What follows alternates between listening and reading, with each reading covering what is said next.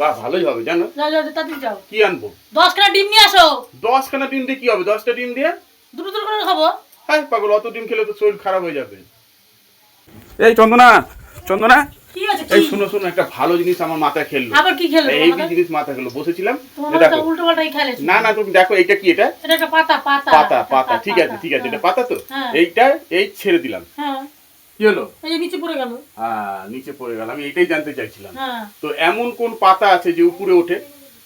কোন পাতা? পাতা বড় উপরে উঠবে না, পাতা তো নিচেই পড়বে, ঝরে গেল। ঝরে গেল তো নিচেই পড়ে। হ্যাঁ, তো সেইটাই আমার কাছে প্রশ্ন হচ্ছে যে এমন কোন পাতা যে উপরে ওঠে? বলো বলো বলো। এই পাতাটা তুললাম। হ্যাঁ, তুলে এরকম করে ছাড়লাম, নিচে তো পড়ে যাবে। হ্যাঁ, তো আমি বুঝলাম, তো আমি বুঝতে পেরেছি। তোমাকে তো এইটাই প্রশ্নটা করলাম যে এমন কোন পাতা আছে। গাছের পাতা নিচেই পড়ে না, উপর দিকে ওঠে। হ্যাঁ, তো এমন একটা পাতা আছে যে উপর দিকে ওঠে, সেটাই তোমাকে প্রশ্নটা। কোনো পাতা নেই। আমি বলছি শোনো না, এরকম পাতা আছে বলে তো তোমাকে প্রশ্নটা বলছি। এমন কোন পাতা যে উপর দিকে ওঠে? কোনো পাতাই ওঠে না। এই দেখো, ভালো দেখেছো তো, তুমি পারবেই না, পারবেই না। সব রকমই পাতা নিচের দিকে না, উপর দিকে কেউ ওঠে না। শোনো একটা কথা বলছি। হ্যাঁ, কি হয়েছে? এই লাল করে আলু ভাজি।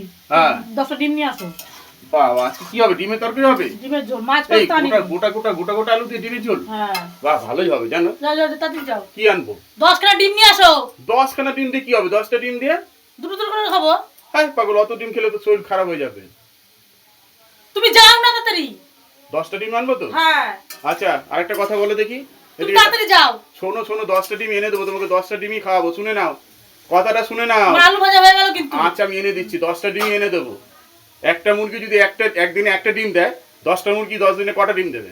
বলো বলো বলো বলো। ডিম আর খাবো তাও প্রশ্ন করতে হবে? আরে বাবা, তোমার যেগুলো বলে সব আমার মাথায় খেলে। তুমি যেটা বলে সেটা দিয়ে আমি তোমাকে প্রশ্ন করে ফেলতে পারবো।